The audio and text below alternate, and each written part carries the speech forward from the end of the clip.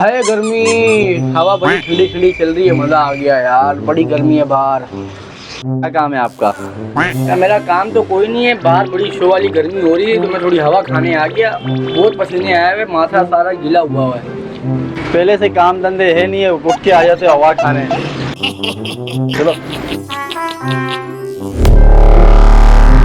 यार आपने क्यों उसको धक्के दे के निकाला भाई? काम काज है नहीं, कहाँ से पता नहीं उठ के आ जाते हैं लोग हवा खाने। आपको क्या चाहिए भाई?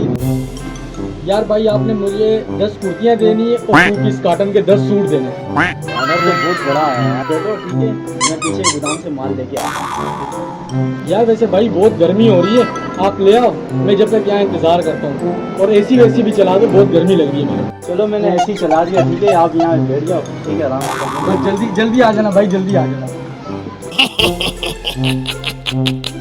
सर ये लो, आपका माल रेडी हो गया, ठीक है।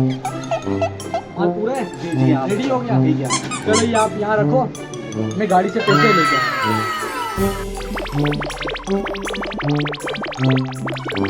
ये इतनी देर हो गई यार, ये आया नहीं है, पता नहीं कहाँ रह गया ये।